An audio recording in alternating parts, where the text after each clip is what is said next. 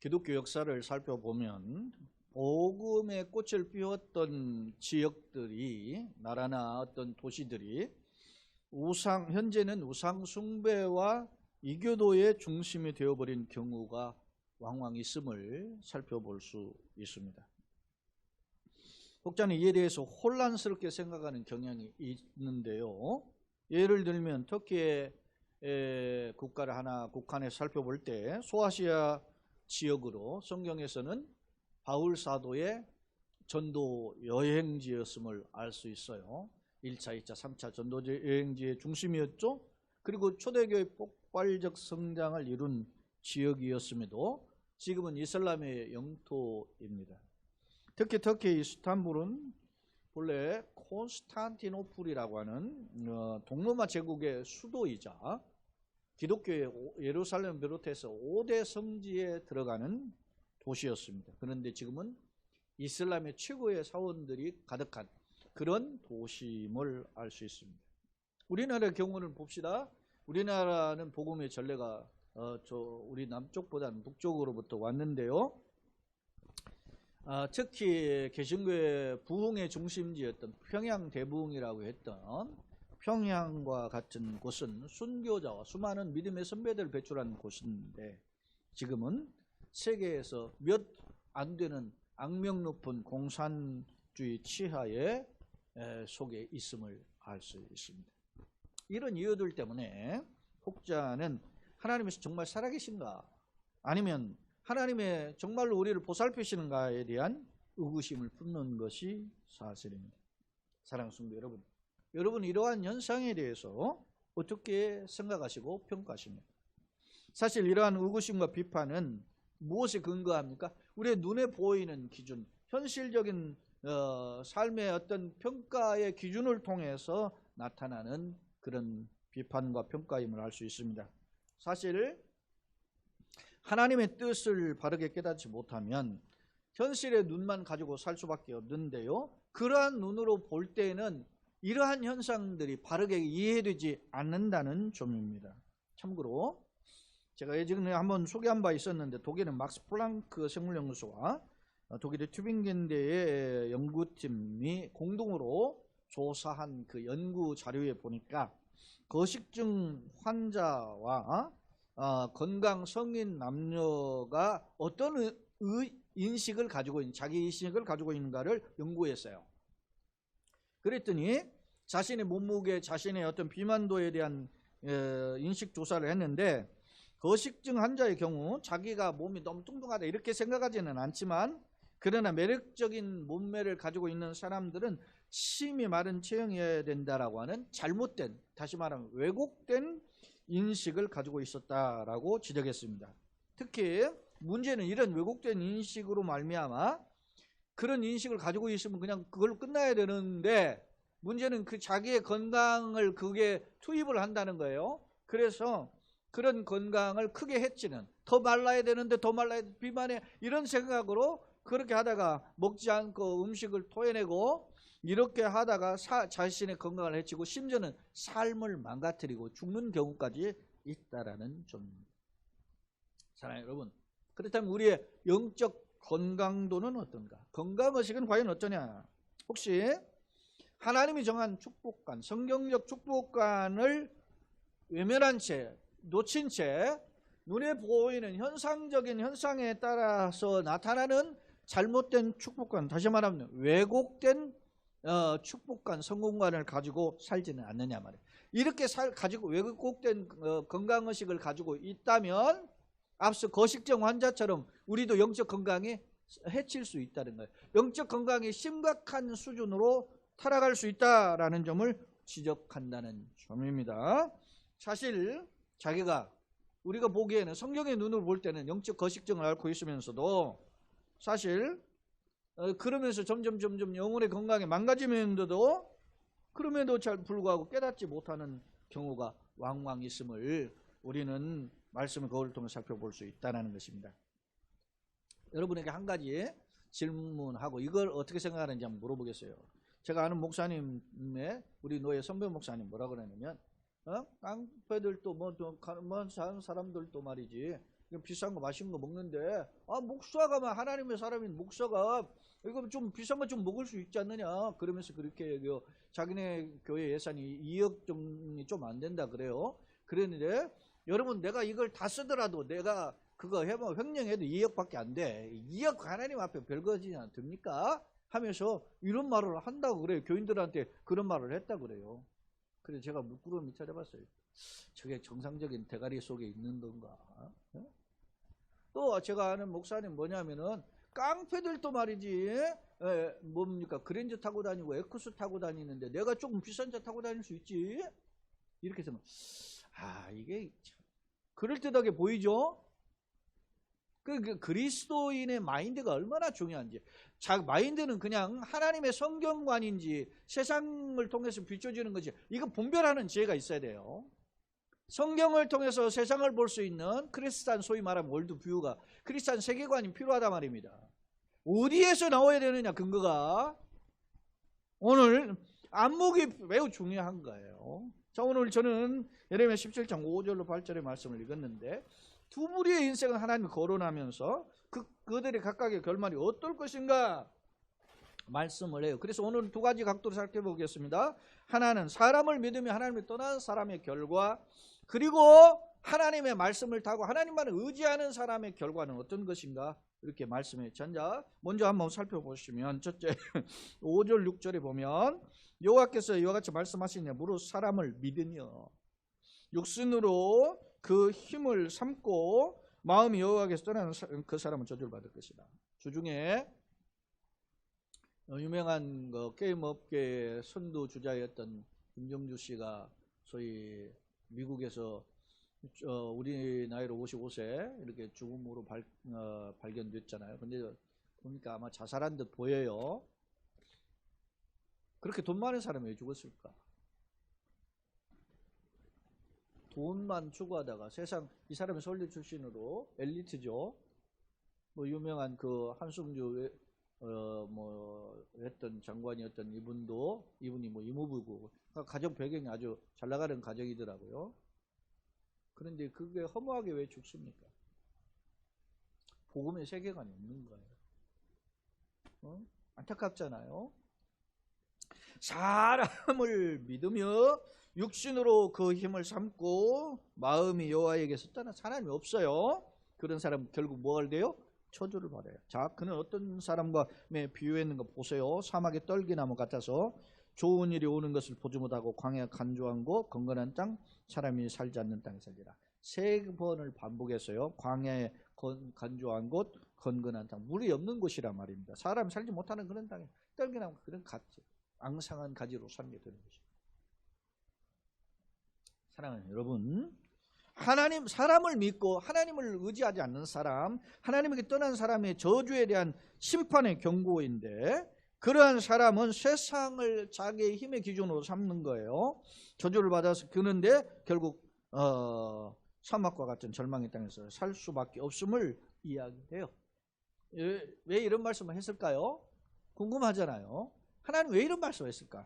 다시 말하면 하나님을 떠나고 사람을 의지하는 모습이 누구라는 거예요 지금? 지금 이스라엘 예레미야 선지자를 통해서 선포된 대상의 국가가 누구냐면 이스라엘이에요. 이스라엘도 지금 북왕국은 이미 망한 지 100년이 훌쩍 지났어요. 남왕국 유다에 대한 이야기라. 북왕국이 어떤 나라였습니까? 19명 왕이 통치하는 전부 다 우상숭배하다가 망한 거잖아요. 남왕국이 정신을 못 차리고 이렇게 산다는 거지.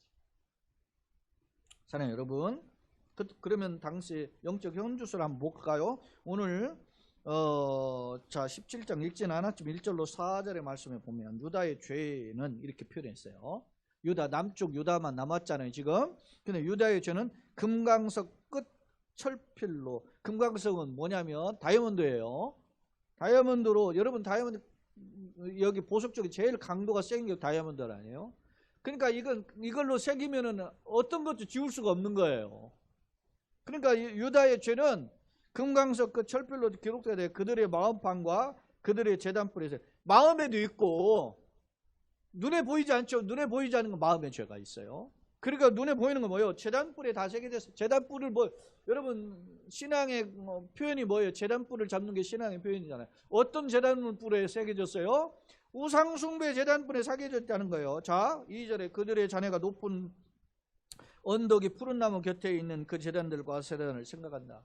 높은 푸른 나무. 여러분요, 주로 신을 섬기는 동서고금을 살펴보세요. 동해나 서해나 우상 숭배하는 사람은 높은 산 꼭대기 올라가서 신 섬기잖아. 어? 신령한 기운이 임했다 그래가지고 산에 산신령, 바다의 용왕신 이러잖아요. 땅의 지신 다 모든 데서 신을 보여요. 큰 나무면 큰 나무에도 신이 있고. 그게 무슨 뭡니까? 자연 숭배하니까 내추럴리즘이고 영혼을 숭배, 정령 숭배가 있고 이런 것들이 다 있는 거예요. 그리고 토속적인 신앙 뭐 이런 것들이 전부 다 뭐예요? 인간의 험한 연약함을 배경으로 해서 삼는 그런 신들의 모습이잖아요. 그런데 누가 그 짓을 해요 지금? 이스라엘 남쪽 유다가 이미 북왕국 망했고 남아있는 유다가 그랬다는 거예요. 성전, 심지어 성전에까지 이방 신상을 들여왔으니까. 자, 들에 있는 나의 산아 내 온 영토의 죄로 말미암아 들과 산 하나님의 나라 택하신 백성이 가나안 땅에 온 영토에 죄로 가득했다는 거예요. 내가 내 재산과 내 모든 보물과 산당들로 그러니까 노략질을 당하게 만든다. 결국에 네가 그렇게 추구하고 했던 그런 아름다운 것들이 다 노략질을 당하게 되리니 내가 너에게 준 기업 내 기업에서 내 손을 뗄 것이 하나님의 손을 떼버린다는 거죠. 이제 너희 손도 없어지게 만들고 그리고 내가 너로 하여금 너희 알지 못하는 땅 그러니까 이방 땅이죠. 원수의 땅 내 원수를 섬기게 하리니 이는 너희가 내 너를 맹렬하게 하여 영원히 타는 불을 일으켰다. 결국 바벨론 포로가 된다는 거죠. 이 포로도 그냥 한 번이 그냥 포로 갖게 한 게 아니에요. 1차 포로, 2차 포로, 3차 포로까지 했어요. 그러니까 기회가 있었다는 거예요.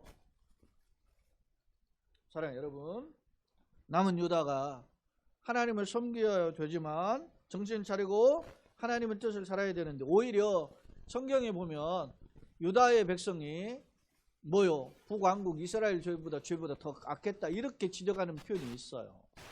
근데 중간중간에 막 하나님 뜻대로 살려고 하는 왕들이 있었어요. 유다는. 그런데도 불구하고 결국 참고 하다가 멸망하잖아요.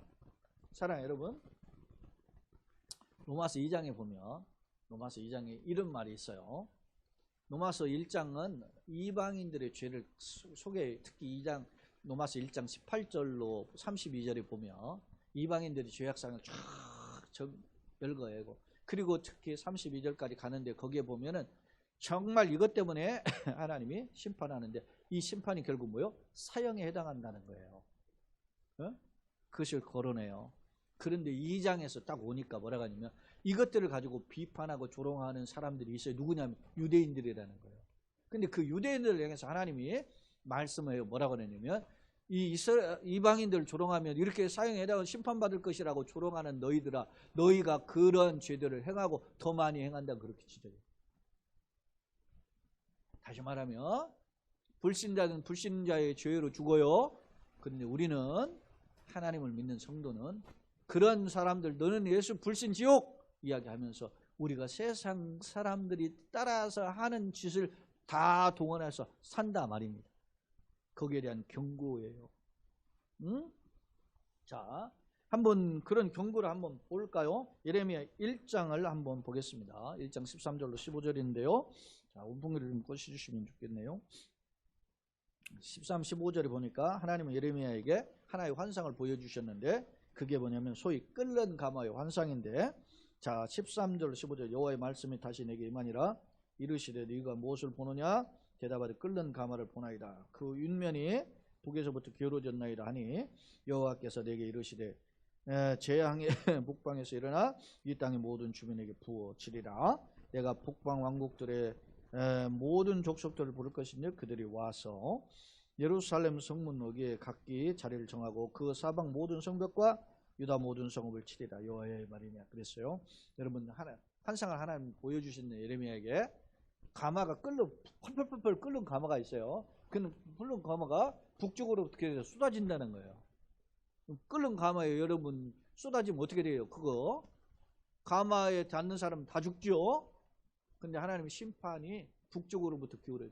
그러니까 북방의 세력을 데려다가 이쪽 유다의 백성들을 심판할 것이다. 하나님이 예레미야를 통해서 환상을 보여줬어요. 실제로 예레미야 시절에 북방의 바벨론 나라가 세 번에 쳐들어오자 말이고 세 번째 쳐들어와서 망하잖아요. 북쪽 나라의 침공을 보여주고 있는 거예요. 하나님은 이처럼 영적 거식증에 빠져서 자기의 상태를 깨닫지 못하는 자들에게 선지자 예레미야를 통해서 보고 듣게 하신 거예요. 사랑하는 여러분, 오늘 우리가 예배할 수 있는 건 축복에 왜 그래요? 하나님의 말씀을 듣고 나의 영적인 상태를 점검하는 거죠. 검진받는 거, 말씀으로, 말씀의 청진기로 내 영혼을 검증하는 거예요. 할렐루야. 그런 자리니까 축복의 자리예요. 또 여러분이 예배 자리뿐만 아니라 개인적으로 성경을 읽거나 하나님 말씀을 들을 수 있는 기회가 있다면 그건 축복이란 말입니다. 왜? 내가 영적 거식증 환자가 아닌지를 돌아보게 하니까. 근데 세상에 안타까워는 도처에 내가 영적 거식증으로 빠지는 그런 잡소리가 세상에 너무 많아요. 그런 잡소리에는 많이 듣잖아요. 많이 들었잖아요. 그런 잡소리에 건무술수에 강한 사람들은 심지어 대통령 후보들 가운데도 있잖아요. 보니까 그 사람들의 말을 어떻게 믿어요 우리가? 그런데도 사람은 쫓아가요. 열광해요. 코로나에 할아버지가 와도 그 사람들 오는 곳에 가면 사람들 미친 듯이 몰려가 열광하잖아요. 사랑하는 여러분, 예배드리는 이 한 시간은 소중히 여기질 않아요. 그런데 그렇게 가. 사랑하는 여러분, 내 관심이 어디 있는가를 보세요. 하나님이 나에 대한 어떤 관심을 가졌겠는가 보세요. 제가 우리 권사님 오셨는데 우리 박재규 군이 지금 프로에 입단했잖아요. 근데 이제 B팀에 속해가지고 지금 하는데 리그가 지난주부터 했어요. 어제도 경기가 있었죠. 2번 경기했는데 지난주에는 3대0으로 지더니 어제는 1대0으로 졌어요. 우리 박재준 군이 나와가지고 활동을 잘 안 했는데 결국은 지더라고. 지난주에는 허망하게 골킥이 잘못해서 져버리더니 어제는 그냥 좀 대등하게 경기를 하고 잘했는데도 1대0으로 지니까 속상하더라고요. 제가 왜 이런 얘기를 할까요? 여러분들은 모르죠. 박재준 경기는 저는 관심을 갖고 있기 때문에 제가 보니까 그런 거죠. 근데 희한해요. 카메라가 이런 텔레비전 중계하는 카메라가처럼 당겼다가 밀었다 이쪽 카메라 저쪽 하죠. 이거를 카메라 멀리서 하나 하니까 이 백넘버가 47번인데 이걸 잘 안 보이죠. 그렇지만 제가 그 폼이나 그 몸체 이렇게 하면 체중이 움직인다는 걸 보는 거예요. 내가 왜 나만 아는 거예요. 나만. 박세준만 아는 사람만 아는 거예요. 제 이 말은 무슨 말이에요? 하나님이 나를 그렇게 보신다. 사람들은 몰라요. 근데 나를 그렇게 보신다는 거예요. 여러분, 나는 눈이 나빠서 잘 안 보이죠. 하나님은 불꽃 같은 눈으로 눈동자처럼 지키셔요. 하나님이 살아계셔요. 생사하복의 주인이셔요. 그 하나님을 바라보면 그분이 나를 이끌어 가셔요. 믿습니까? 지금은 여러분 예수 믿는 사람 갈수록 뭐 많은 듯 보이지만 그 하나님 믿는 강도가 힘이에요. 그러니 하나님이 누굴 찾겠어요? 간절한 사람을 찾지 않겠습니까? 이 절망적인 상황 속에서 하나님 떠나 사는 사람들은 결국 돈을 따랐고 권력을 따랐고 우상을 따랐고 행복을 쫓아가 재미를 쫓았어요. 그런 사람들은 다 심판을 받아 망하게 될 것이다. 이렇게 이야기해요.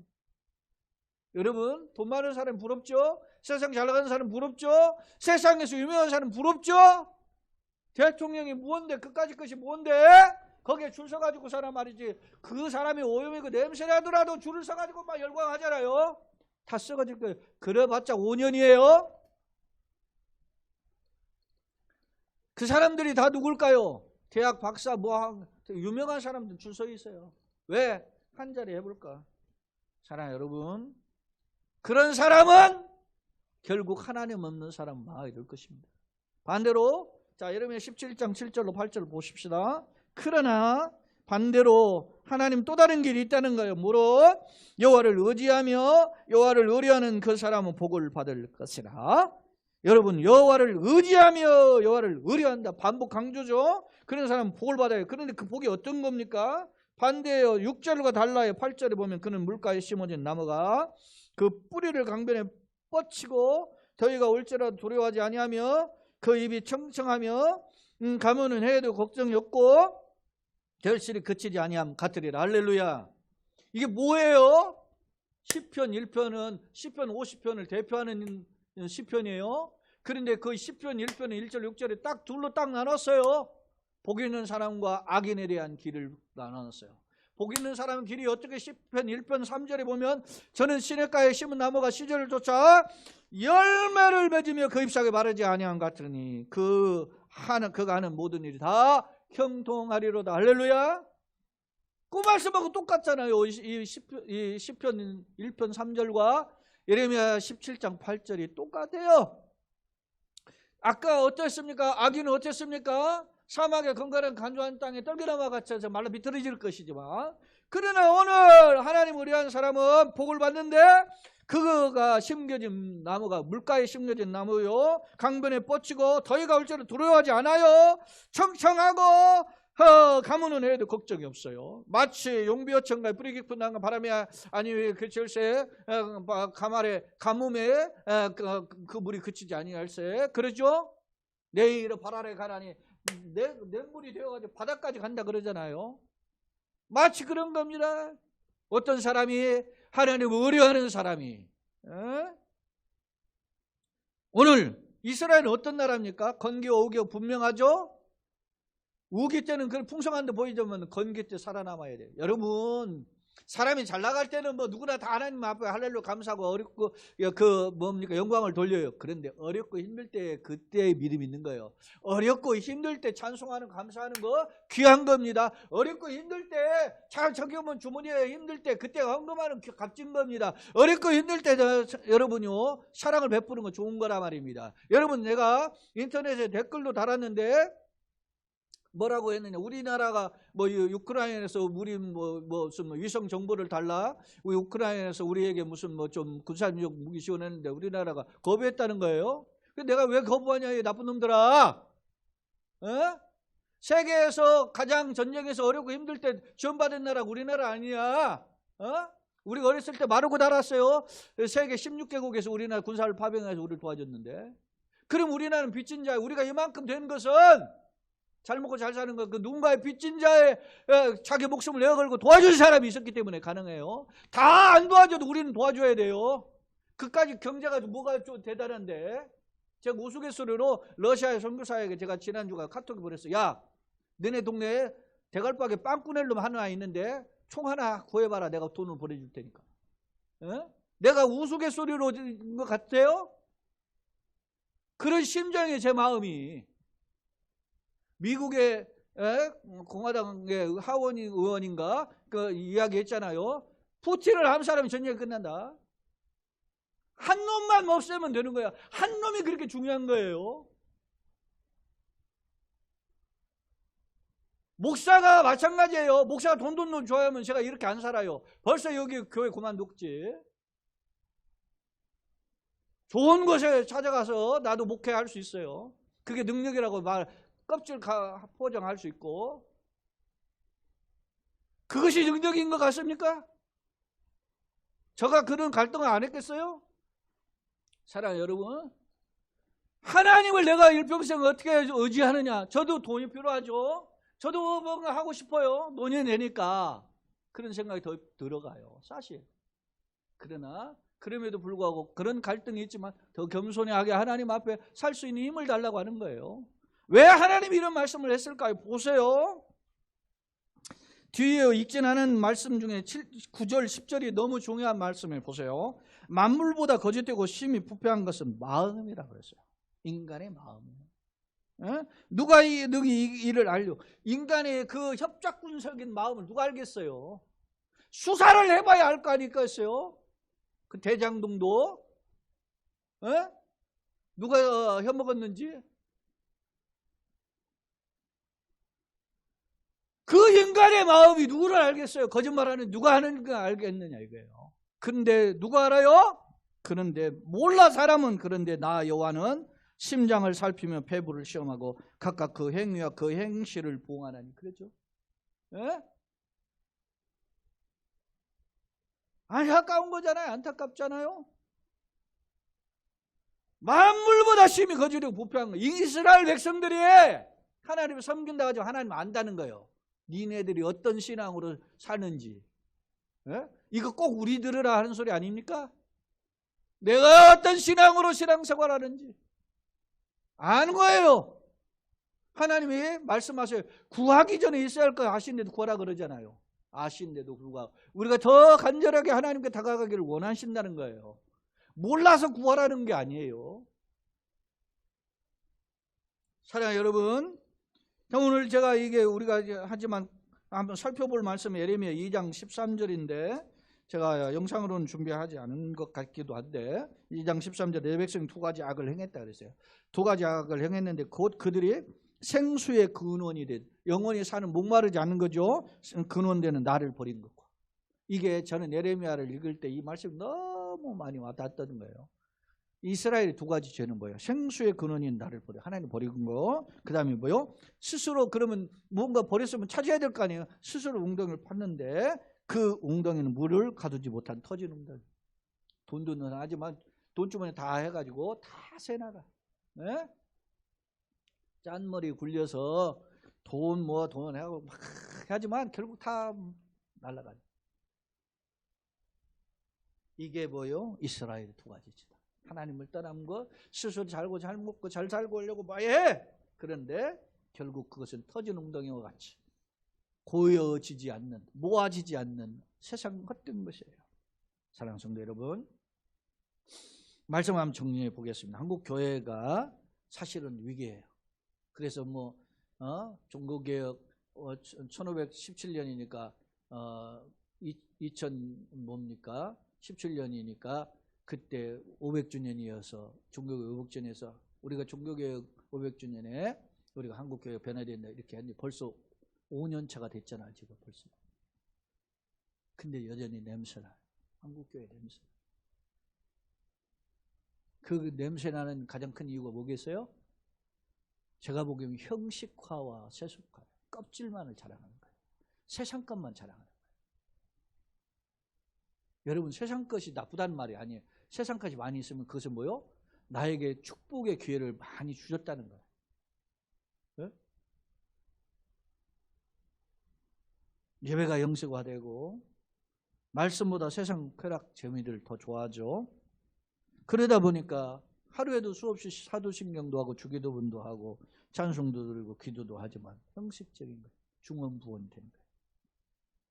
혹시 내가 부득이함으로 형식적으로 이런 일을 반복하면서 마치 내가 살아있는 것처럼 착각하지는 않는가? 기독교인들은 때로는 세상으로부터 어리석거나 무식하거나 그렇게 뭣도 모른다 비아냥거리는 조롱받을 수 있어요. 그러나 오직 주님을 앙망하는 사람, 주님을 의지하는 사람, 제가 오늘 찬송한 이유도 이게 찬송은 오늘 제가 350 주를 앙망하는 자 올라간 이게 이사야 40장이잖아요. 여호와를 앙망하는 자. 여러분요 장정이라도 소년이라도 곤배가 넘어지지만 오직 여호와를 앙망하는 사람은 독수리 날개처럼 창공에 오른 것 같을 것이다. 예? 걸어가 달려가 피곤치 않아요. 어떤 사람? 주님만을 바라보는 사람.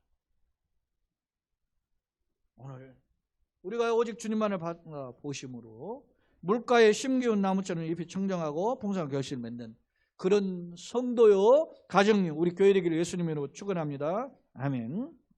자, 제가 신학교 때 그 조직신학자 공부 책을 배웠는데 이분 책을 가지고 여러 권을 가지고 공부를 했어요. 이분이 소위 로이스 볼콥이라고 하는 소위 교의 신학자, 소위 조직신학자인데요. 이분이 성령론을 이야기하면서 성령론의 그 9단계 중에 8번째 단계를 소위 Perseverance of Saint라고 하는 성도의 궁극적인 견인이라는 거예요. 이 말은 성령께서 성도가 싸가지 없고 세상 말로 싸가지 없고 못된 자고 정말 볼품이 없어요. 그런데도 불구하고 성도의 견자가 붙잡을 견자고 이는 뭐냐면 참을인 자 끝까지 참으면서 붙잡아주는 거예요. 싸가지 없는 자식들 뭐하는 놈들이 있지요. 가족이나 갖고 그래도 부모가 어떻게 참고 기다려주죠.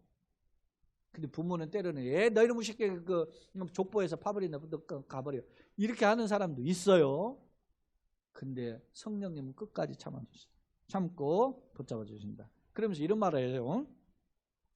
선택받은 성도가 때로는 악에게 굴복되어 죄에 빠질 수도 있지만 그러나 그럼에도 성령님의 은혜로 마침내 영원히 영광의 나라에 이르도록 참고 기다리시며 붙잡아 주신다. 할렐루야. 하나님이 놀라우신 분이에요. 내 힘이 아닌 성령의 도우심으로 걸어간다. 그래서 제가 이야기하지 않습니까? 토마스 아스는 내가 이성으로 걸어갈 수 없을 때 신앙은 헤엄칠 수 있다. 믿음을 보면 길이 보이는 줄로 믿습니다. 사막의 선인장이 그 40도가 넘는 무더움 속에 45, 10년, 50, 45도 막 이렇게 넘는데도 마르지 않고 그 생명력을 유지할 수 있는 것은 수십 미터 그 안에 뿌리를 내리고 있다는 거예요. 우리가 아무리 사막에 가도 예수께 뿌리를 내리면 우리가 살 수 있습니다. 마찬가지로 우리가 이 사막과 같은 험난한 세상이 반복되고 있는 이 현실에 코로나의 현실이잖아요. 제가 이야기했잖아요. 저는 전부 통계를 가지고 이야기했어요. 이런 상황, 하루 200명 중에 1명이 걸리는 상황이다. 그런 상황에 우리가 예측 불허. 아까도 우리 집사님 부부였는데 너무 걱정 마시고 우리 가족이 제가 개인적으로 돌아보면 이런 생각이 왜 나부터 걸렸을까? 그랬더니 우리 친구 무슨 말 안 듣는 놈이 제일 먼저 걸린다더라. 그렇게 저한테 비아냥 그랬는데 웃자고 한 말이죠. 근데 왜 걸렸을까? 그러니까 너무 걱정 말고 우리도 이렇게 건강 금방 회복될 수 있으니까 너무 걱정 말라는 하나의 그냥 그 모델로 삼아서 걱정하지 않도록 하는 기회를 주시지 않았나 그런 생각도 해봐요. 제가 걸렸다는 게 자랑이라는 게 아니라 너무 걱정하지 말라는 거죠. 단지 앞서 이야기한 거죠. 연세 드신 분들, 어르신들은 좀 더 관리하시고 그렇게 식사도 잘 하시고 영양도 챙겨 드시고 이렇게 하는 게 더 예전보다 필요하다. 그리고 참고로 우리가 일주일 동안 보건소에서 딱 전화 한번 왔고 무슨 약 처방 이런 거 전혀 없었어요. 그러니까 니들 알아서 하라는 거예요. 그래서 평상시 계시는 분 중에 감기약, 목감기약, 해열제, 진통제 이런 것을 상비약으로 미리 사놓으세요. 물론 나는 한다고 막 나 한다고 하면 우리 선배 목사는 그 하니까 이게 약을 보내주긴 했었다 그래요. 그런 사람도 있지만 그런 지혜가 필요하니까 이런 상황에서는 그런 게 필요하다는 생각을 해봐요. 자, 예전에도 이야기한 제가 이 도킨스의 망상이라고 하는 책을 제가 읽어보고 소개한 바가 있었어요. 그런데 이 도킨스가 리차드 도킨스죠. 이 사람이 만들어진 신이라고 해서 세상에 신은 존재하지 않고 사람이 만드는 거다. 신앙은 이 종교인들의 착각에 불과하다 이렇게 하면서 그것을 해서 신은 없다라고 부정한 사람이 만들어진 신이라는 책이에요. 근데 이 책이 세계 31개 국가 언어로 번역이 됐고 150만 권이나 팔렸다고 해요. 이렇게 사탄은 이러한 사람들 앞잡이를 세워서 우리의 믿음을 흐트러뜨려요. 세상은 갈수록 우리 영혼과 삶을 짓밟을 겁니다. 그런데 여러분 이런 걸 깨닫지 못하고 우리가 지식이 있으면 지식제일주의, 돈 있으면 돈, 황금 만능주의, 아니면 세상 유행을 따라가는 쾌락 중심의 그 유행 이런 것을 따라서 산다는 거예요. 여러분요, 담배에 흡연하는 사람들이 담배에는 뭐요? 43종의 발암물질이 들어있고 4,000종의 화학물질이 들어가 있대. 독성 화학물질이 4,000종의 담배에는. 그런데 실제 세계적으로 여러분은 400만 명이 한 해에 죽는데 폐암으로 죽는다는 거예요. 이 담배에 관련된 질병은 죽는 400만 명. 우리나라도 3만 명이 한 해에 죽는데요. 그런데도 그걸 알면서도 담배를 못 끊잖아요. 응? 이게 뭐냐? 내가 어떤 무엇을 추구하느냐, 무엇에 관련되어 있느냐, 무엇에 뿌리를 내렸느냐에 달려 있어요. 사랑하는 여러분, 영적 거식증에 빠지지 말고 주님 안에 믿음의 깊은 뿌리를 내려서 하나님을 바라보고 의지함으로 하나님께 달려가는 자 되기를 원합니다. 제가 늘 좋아하고 소원했던 A.W. 토저가 얘기해서 그 사람이 성령 충만하냐 아니냐, 그러면 그 표징은 그 사람이 무엇을 추구하는지, 무엇을 쫓아가는지, 무엇을 사모하는지에 달려있다 그랬어요. 그래요. 내가 돈을 사모하면 하나님보다 돈을 좋아하는 사람이 되는 거예요. 세상 권력을 좋아하면 하나님보다 세상 권력, 단지 교회만 이용할 뿐이에요. 교회 나가가지고 앉은 척 해가지고 찬송하는 척, 성경 끼고 가는 척 할 뿐이지 그 사람들이 크리스찬이 될 수가 없어요.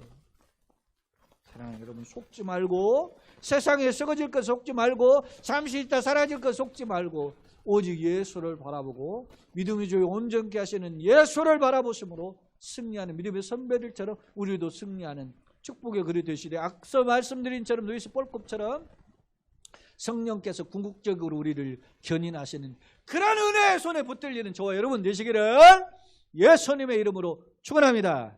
아멘.